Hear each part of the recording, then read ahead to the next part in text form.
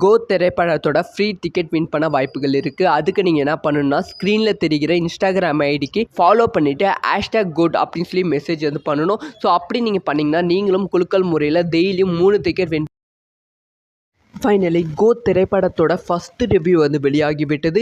இது வந்து inside report அப்படின்னு சொல்லப்படுகிறது. கோ திரைப்படத்தை வந்து படக்குழு அதுக்கப்புறமா சென்சார் குழு பார்த்துட்டு அந்த திரைப்படம் எப்படி இருக்கா அப்படின்னு சொல்லி ரிவ்யூ வந்து கொடுத்துருக்காங்க. இது வந்து ஜென்ரலாக எல்லா தளபதி திரைப்படங்களுக்கும் நடக்கிறது தான். தளபதி அவர்களோட திரைப்படம் அஃபிஷியலாக வருவதற்கு முன்பு அந்த திரைப்படத்தை பார்த்துட்டு ரிவ்யூ வந்து சொல்லுவாங்க. அது வந்து இப்போ வந்து தொடர்கிறது. ஸோ இப்போ வந்து கோ திரைப்படத்தை பற்றி சென்சார் குழு என்ன சொல்லியிருக்காங்க, முக்கியமாக ஃபாரின் சென்சார் குழு வந்து என்ன சொல்லியிருக்காங்க அப்படி தான் பேச போகிறோம். ஸோ கோ திரைப்படத்தில் அதிகமாக ஸ்டார்டிங்கில் இருந்து இப்போ வரைக்குமே ட்ரோல் செய்யப்பட்ட ஒரு கேரக்டர்னால் ஏஜிங் பண்ண தளபதி அவர்களோட லுக்கு தான். ஸோ தளபதி அவர்களோட லுக்கை வச்சு எல்லாரும் வந்து ட்ரோல் செஞ்சாங்க. அந்த லுக் வந்து தளபதிக்கு சுத்தமாக செட் ஆகலை, நீங்கள் நார்மலாகவே தளபதியை ஷேவ் பண்ணிட்டு வந்தாலே சூப்பராக இருக்கும் அப்படி இப்படின்னு சொல்லிட்டு இருந்தாங்க. முக்கியமாக வந்து தளபதி அவர்களோட கேரக்டர் வில்லத்தனமாக வந்து இருக்கும் அப்படின்னு சொல்லியிருந்தாங்க. ஏற்கனவே தளபதி அவர்கள் பிரியமானவளே அதுக்கப்புறமா அந்த அழகிய தமிழ் மகன் இந்த 2 திரைப்படத்தையும் ஒரு வில்லத்தனமான தளபதியாக தான் நடிச்சிருந்தாங்க. ஆனால் அந்த ஒரு வில்லத்தனத்தை மக்கள் ஏற்றுக்கொள்ள கொஞ்சம் டைம் எடுத்துக்கிட்டது, கிட்டத்தட்ட வருஷக்கணக்கில் வந்து எடுத்துக்கிட்டது. அதனால அந்த திரைப்படத்தை அப்போ கொண்டாடவில்லை, இப்போ வந்து சூப்பராக வந்து கொண்டாடினாங்க. ஸோ இப்போ அதே மாதிரி ஒரு வில்லத்தனத்தோட தளபதி வந்து இறக்கியிருக்காங்க. ஸோ அதனால் வந்து இந்த திரைப்படம் வெற்றி அடையுமா அப்படிங்கிற ஒரு பயம் வந்து தளபதி ரசிகர்கள் மத்தியில் வந்து இருந்தது. ஆனால் வந்து அந்த ஒரு ரிப்போர்ட்டில் என்ன சொல்லியிருக்காங்கன்னா, ஸோ வந்து நீங்கள் நார்மல் தளபதி அப்பா கேரக்டரை விட வந்து இந்த ஏஜிங் பண்ண தளபதி தான் வந்து அவ்வளோ சூப்பராக வந்து கொண்டாடுவீங்க. ஸோ இப்போ எல்லாரும் வந்து ஏஜிங் பண்ண தளபதி வந்து வால்பேப்பரில் வைக்க மாட்டீங்க, பேச மாட்டீங்க, அவரை பற்றி ஸ்டேட்டஸ்லாம் வைக்க மாட்டீங்க. ஆனால் வந்து படம் வந்து ரிலீஸ் ஆகிட்ட அப்புறமா அந்த ஒரு கேரக்டர் வந்து சூப்பராக வந்து கொண்டாடுவீங்க அப்படின்னு சொல்லியிருக்காங்க. அது மட்டும் இல்லாமல் அந்த ஒரு கேரக்டர் வந்து ஃபன்னாகவும் இருக்கும், அதே சமயம் ஒரு வில்லத்தனமாகவும் இருக்கும். நெக்ஸ்ட் என்ன பண்ண போகிறான் அப்படின்னு சொல்லி ஒரு லூசுத்தனமான ஒரு ஃபன்னான ஒரு கேரக்டராக வந்து அந்த ஒரு கேரக்டர் இருக்குது அப்படின்னு சொல்லி அந்த ஒரு கேரக்டர் வந்து பாராட்டியிருக்காங்க. அதுக்கப்புறமா இந்த திரைப்படத்தோட விஷுவலை பற்றி பேசியிருக்காங்க. ஸோ விஷுவல் ஒவ்வொன்றுமே வந்து அவ்வளோ கிராண்டாக வந்துருக்கு, ஒரு ஹாலிவுட் திரைப்படம் பார்க்குற மாதிரி வந்து இருக்குது. ஜென்ரலாகவே தமிழ் சினிமாவில் ஏதாவது ஒரு ஃபைட் சீக்வன்ஸ் வந்தாலே ஹாலிவுட் திரைப்படமா அந்த மாதிரி எடுக்கிறீங்களா அப்படின்னு சொல்லுவாங்க. ஆனால் இந்த திரைப்படம் கம்ப்ளீட்டாக வந்து அதே மாதிரி தான் வந்து இருக்குது. அவ்வளோ பிரம்மாண்டமாக வந்து சீக்வன்ஸ் எல்லாமே வந்து இருக்குது அப்படின்னு சொல்லப்படுகிறது.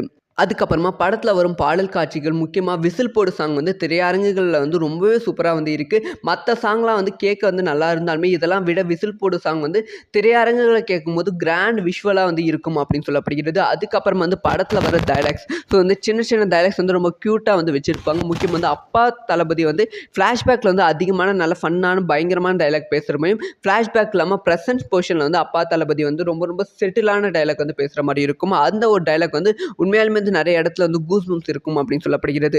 அதுக்கப்புறமா ரொம்ப ரொம்ப முக்கியமான ஒரு விஷயம் என்னன்னா, இந்த இடத்துல வந்து ஒரு சூப்பரான ஒரு பொலிட்டிக்கல் என்ட்ரியை வந்து வச்சிருக்காங்க. ஒரு பொலிட்டிக்கல் டயலாக் வந்து தளபதிக்காக வந்து வச்சிருக்காங்க. அது வந்து தளபதிக்கு தெரியுமா தெரியாதான்னு தெரியல, அவ்வளோ சூப்பராக வந்து லிங்க் ஆகுது. படத்தோடையும் ப்ரெசன்ட் போர்ஷனோடையும் வந்து சூப்பராக வந்து லிங்க் ஆகுது. அது வந்து வெங்கட் பிரபுக்கு வந்து பாராட்டுகள் அப்படின்னு சொல்லியிருக்காங்க. அதுக்கப்புறமா இதில் அதிகமாக பேசப்பட்ட விஷயம் படத்தோட கிளைமேக்ஸ். ஸோ படத்தோட கிளைமேக்ஸ் வந்து கம்ப்ளீட்டான ஒரு சேசிங் சீன் தான். ஒரு 25 நிமிஷம் வந்து அந்த ஒரு சேசிங் சீன் வந்து இருக்கும் அப்படின்னு சொல்லப்படுகிறது.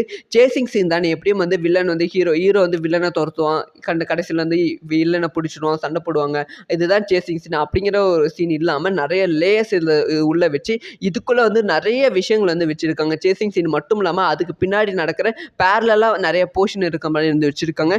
அது வந்து அந்த சேசிங் சீன் மேலே வந்து இன்ட்ரெஸ்ட் வந்து உருவாக்கிறது அப்படின்னு சொல்லப்படுகிறது. அதனாலே வந்து இந்த திரைப்படத்துக்கு சூப்பரான ஒரு ஹைப் வந்து இந்த சேசிங் சீன் பார்த்துட்டு மக்கள் கொடுக்குற ரிவ்யூவில் வந்து கிரியேட் ஆகும் அப்படின்னு சொல்லப்படுகிறது. படம் வந்து ஒரு 3 மணி நேரம் இருந்தாலும் ஸ்டார்டிங்லேருந்து எண்டிங் வரைக்குமே வந்து படம் போகிற ஸ்பீடே வந்து தெரியல. முக்கியமாக இன்டர்வலுக்கு அப்புறமா ரொம்ப ஸ்பீடாக வந்து படம் வந்து போயிடும். டக்குன்னு என்ன நடக்குதுன்னு கெஸ் பண்ணுறதுக்குள்ளே படம் டக்குன்னு முடிஞ்சிடும். 3 மணி நேரம் அவ்வளோ சூப்பராக வந்து ஸ்பீடாக தள்ளிடுவாங்க. வெங்கட் பிரபு அவ்வளோ சூப்பராக இருக்குது அப்படிங்கிற ஒரு விஷயத்தை பாராட்டி தள்ளியிருக்காங்க கோ திரைப்படத்தை பற்றி. ஆனால் அவங்க பேசாதது ஒரே விஷயம் வந்து கோ திரைப்படத்தோட மியூசிக்கை பற்றி அவங்க எந்த ஒரு விஷயமும் பேசல. மேபி வந்து மியூசிக்கை பற்றி அவ்வளோ கான்சன்ட்ரேஷன் யுவன் சங்கர் ராஜா இந்த படத்தில் மியூசிக் அவ்வளோ பர்ஃபெக்டாக கொடுத்துருக்க மாட்டாங்கன்னு நினைக்கிறேன். அதனால தான் நெகட்டிவ் ரிவ்யூஸ் கொடுக்கக்கூடாதுன்னு மியூசிக்கை பற்றி பேசலாம்னு நினைக்கிறேன். ஸோ இதை பற்றி உங்களோட ஒப்பீனியன் என்ன அப்படிங்கிற விஷயத்தை மறக்காமல் கமெண்ட் பண்ணுங்கள். ஸோ இந்த மாதிரிலாம் நியூஸ் தெரிஞ்சுக்கணும், சப்ஸ்கிரைப் ஃபைனலி கோட் திரைப்படத்தோட ஃபஸ்ட்டு ரிவ்யூ வந்து வெளியாகிவிட்டது. இது வந்து இன்சைட் ரிப்போர்ட் அப்படின்னு சொல்லப்படுகிறது. கோட் திரைப்படத்தை வந்து படக்குழு அதுக்கப்புறமா சென்சார் குழு பார்த்துட்டு அந்த திரைப்படம் எப்படி இருக்கா அப்படின்னு சொல்லி ரிவ்யூ வந்து கொடுத்துருக்காங்க. இது வந்து ஜென்ரலாக எல்லா தளபதி திரைப்படங்களுக்கும் நடக்கிறது தான். தளபதி அவர்களோட திரைப்படம் அஃபிஷியலாக வருவதற்கு முன்பு அந்த திரைப்படத்தை பார்த்து ரிவ்யூ வந்து சொல்லுவாங்க. அது வந்து இப்போ வந்து தொடர்கிறது. ஸோ இப்போ வந்து கோட் திரைப்படத்தை பற்றி சென்சார் குழு என்ன சொல்லியிருக்காங்க, முக்கியமாக ஃபாரின் சென்சார் குழு வந்து என்ன சொல்லியிருக்காங்க அப்படின்னு தான் பேச போகிறோம். ஸோ கோட் திரைப்படத்தில் அதிகமாக ஸ்டார்டிங்கில் இருந்து இப்போ வரைக்குமே ட்ரோல் செய்யப்பட்ட ஒரு கேரக்டர்னா டிஏஜிங் பண்ண தளபதி அவர்களோட லுக்கு தான். ஸோ தளபதி அவர்களோட லுக்கை வச்சு எல்லாரும் வந்து ட்ரோல் செஞ்சாங்க. அந்த லுக் வந்து தளபதிக்கு சுத்தமாக செட் ஆகலை, நீங்கள் நார்மலாகவே தளபதியை ஷேவ் பண்ணிட்டு வந்தாலே சூப்பராக இருக்கும் அப்படி இப்படின்னு சொல்லிட்டு இருந்தாங்க. முக்கியமாக வந்து தளபதி அவர்களோட கேரக்டர் வில்லத்தனமாக வந்து இருக்கும் அப்படின்னு சொல்லியிருந்தாங்க. ஏற்கனவே தளபதி அவர்கள் பிரியமானவளே அதுக்கப்புறமா அந்த அழகிய தமிழ் மகன் இந்த 2 திரைப்படத்தையும் ஒரு வில்லத்தனமான தளபதியாக தான் நடிச்சிருந்தாங்க. ஆனால் அந்த ஒரு வில்லத்தனத்தை மக்கள் ஏற்றுக்கொள்ள கொஞ்சம் டைம் எடுத்துக்கிட்டது, கிட்டத்தட்ட வருஷக்கணக்கில் வந்து எடுத்துக்கிட்டது. அதனால அந்த திரைப்படத்தை அப்போ கொண்டாடவில்லை, இப்போ வந்து சூப்பராக வந்து கொண்டாடினாங்க. ஸோ இப்போ அதே மாதிரி ஒரு வில்லத்தனத்தோட தளபதி வந்து இறக்கியிருக்காங்க. ஸோ அதனால் வந்து இந்த திரைப்படம் வெற்றி அடையுமா அப்படிங்கிற ஒரு பயம் வந்து தளபதி ரசிகர்கள் மத்தியில் வந்து இருந்தது. ஆனால் வந்து அந்த ஒரு ரிப்போர்ட்டில் என்ன சொல்லியிருக்காங்கன்னா, ஸோ வந்து நீங்கள் நார்மல் தளபதி அப்பா கேரக்டரை விட வந்து இந்த டிஏஜிங் பண்ண தளபதி தான் வந்து அவ்வளோ சூப்பராக வந்து கொண்டாடுவீங்க. ஸோ இப்போ எல்லாரும் வந்து டிஏஜிங் பண்ண தளபதி வந்து வால்பேப்பரில் வைக்க மாட்டீங்க, பேச மாட்டீங்க, அவரை பற்றி ஸ்டேட்டஸ்லாம் வைக்க மாட்டீங்க. ஆனால் வந்து படம் வந்து ரிலீஸ் ஆகிட்ட அப்புறமா அந்த ஒரு கேரக்டர் வந்து சூப்பராக வந்து கொண்டாடுவீங்க அப்படின்னு சொல்லியிருக்காங்க. அது மட்டும் இல்லாமல் அந்த ஒரு கேரக்டர் வந்து ஃபன்னாகவும் இருக்கும், அதே சமயம் ஒரு வில்லத்தனமாகவும் இருக்கும். நெக்ஸ்ட் என்ன பண்ண போகிறான் அப்படின்னு சொல்லி ஒரு லூசுத்தனமான ஒரு ஃபன்னான ஒரு கேரக்டராக வந்து அந்த ஒரு கேரக்டர் இருக்குது அப்படின்னு சொல்லி அந்த ஒரு கேரக்டர் வந்து பாராட்டியிருக்காங்க. அதுக்கப்புறமா இந்த திரைப்படத்தோட விஷுவலை பற்றி பேசியிருக்காங்க.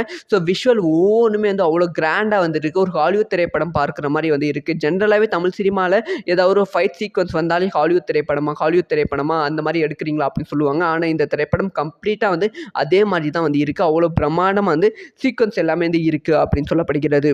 அதுக்கப்புறமா படத்தில் வரும் பாடல் காட்சிகள், முக்கியமாக விசில் போடு சாங் வந்து திரையரங்குகளில் வந்து ரொம்பவே சூப்பராக வந்து இருக்குது. மற்ற சாங்லாம் வந்து கேட்க வந்து நல்லா இருந்தாலுமே இதெல்லாம் விட விசில் போடு சாங் வந்து திரையரங்குகளை கேட்கும்போது கிராண்ட் விஷுவலாக வந்து இருக்கும் அப்படின்னு சொல்லப்படுகிறது. அதுக்கப்புறமா வந்து படத்தில் வர டைலாக்ஸ், ஸோ வந்து சின்ன சின்ன டைலாக்ஸ் வந்து ரொம்ப க்யூட்டாக வந்து வச்சுருப்பாங்க. முக்கியமாக வந்து அப்பா தளபதி வந்து ஃப்ளாஷ்பேக்கில் வந்து அதிகமான நல்ல ஃபன்னான பயங்கரமான டைலாக் பேசுகிற மாதிரியும், ஃப்ளாஷ்பேக் இல்லாமல் ப்ரெசன்ட் போர்ஷனில் வந்து அப்பா தளபதி வந்து ரொம்ப ரொம்ப செட்டிலான டைலாக் வந்து பேசுகிற மாதிரி இருக்கும். அந்த ஒரு டைலாக் வந்து உண்மையாலுமே வந்து நிறைய இடத்துல வந்து கூஸ்பம்ஸ் இருக்கும் அப்படின்னு சொல்லப்படுகிறது. அதுக்கப்புறமா ரொம்ப ரொம்ப முக்கியமான ஒரு விஷயம் என்னன்னா, இந்த இடத்துல வந்து ஒரு சூப்பரான ஒரு பொலிட்டிக்கல் என்ட்ரியை வந்து வச்சிருக்காங்க. ஒரு பொலிட்டிக்கல் டயலாக் வந்து தளபதிக்காக வந்து வச்சிருக்காங்க. அது வந்து தளபதிக்கு தெரியுமா தெரியாதான்னு தெரியல, அவ்வளோ சூப்பராக வந்து லிங்க் ஆகுது. படத்தோடையும் ப்ரெசன்ட் போர்ஷனோடையும் வந்து சூப்பராக வந்து லிங்க் ஆகுது. அது வந்து வெங்கட் பிரபுக்கு வந்து பாராட்டுகள் அப்படின்னு சொல்லியிருக்காங்க. அதுக்கப்புறமா இதில் அதிகமாக பேசப்பட்ட விஷயம் படத்தோட கிளைமேக்ஸ். ஸோ படத்தோட கிளைமேக்ஸ் வந்து கம்ப்ளீட்டான ஒரு சேசிங் சீன் தான். ஒரு 25 நிமிஷம் வந்து அந்த ஒரு சேசிங் சீன் வந்து இருக்கும் அப்படின்னு சொல்லப்படுகிறது. சேசிங் சீன் தானே, எப்படியும் வந்து வில்லன் வந்து ஹீரோ வந்து வில்லனை துரத்துவான், கடைசியில் வந்து வில்லனை பிடிச்சிடுவான், சண்டை போடுவாங்க, இதுதான் சேசிங் சீன். அப்படிங்கிற ஒரு சீன் இல்லாமல் நிறைய லேயர்ஸ் இதில் உள்ள வச்சு இதுக்குள்ளே வந்து நிறைய விஷயங்கள் வந்து வச்சுருக்காங்க. சேசிங் சீன் மட்டும் இல்லாமல் அதுக்கு பின்னாடி நடக்கிற பேரலாக நிறைய போர்ஷன் இருக்க மாதிரி வந்து வச்சுருக்காங்க. அது வந்து அந்த சேசிங் சீன் மேலே வந்து இன்ட்ரெஸ்ட் வந்து உருவாக்கிறது அப்படின்னு சொல்லப்படுகிறது. அதனாலே வந்து இந்த திரைப்படத்துக்கு சூப்பரான ஒரு ஹைப் வந்து இந்த சேசிங் சீன் பார்த்துட்டு மக்கள் கொடுக்குற ரிவ்யூவில் வந்து கிரியேட் ஆகும் அப்படின்னு சொல்லப்படுகிறது. படம் வந்து ஒரு 3 மணி நேரம் இருந்தாலும் ஸ்டார்டிங்லேருந்து எண்டிங் வரைக்குமே வந்து படம் போகிற ஸ்பீடே வந்து தெரியல. முக்கியமாக இன்டர்வலுக்கு அப்புறமா ரொம்ப ஸ்பீடாக வந்து படம் வந்து போயிடும். டக்குன்னு என்ன நடக்குதுன்னு கெஸ் பண்ணுறதுக்குள்ளே படம் டக்குன்னு முடிஞ்சிடும். 3 மணி நேரம் அவ்வளோ சூப்பராக வந்து ஸ்பீடாக தள்ளிடுவாங்க. வெங்கட் பிரபு அவ்வளோ சூப்பராக இருக்குது அப்படிங்கிற ஒரு விஷயத்த பாராட்டி தள்ளியிருக்காங்க கோத் திரைப்படத்தை பற்றி. ஆனால் அவங்க பேசாத ஒரே விஷயம் வந்து கோத் திரைப்படத்தோட மியூசிக்கை பற்றி அவங்க எந்த ஒரு விஷயமும் பேசல. மேபி வந்து மியூசிக்கை பற்றி அவ்வளோ கான்சன்ட்ரேஷன் யுவன் சங்கர் ராஜா இந்த படத்தில் மியூசிக் அவ்வளோ பர்ஃபெக்டாக கொடுத்துருக்க மாட்டாங்கன்னு நினைக்கிறேன். அதனால தான் நெகட்டிவ் ரிவ்யூஸ் கொடுக்கக்கூடாதுன்னு மியூசிக்கை பற்றி பேசலாம்னு நினைக்கிறேன். ஸோ இதை பற்றி உங்களோட ஒப்பீனியன் என்ன அப்படிங்கிற விஷயத்தை மறக்காமல் கமெண்ட் பண்ணுங்கள். ஸோ இந்த மாதிரிலாம் நியூஸ் தெரிஞ்சுக்கணும்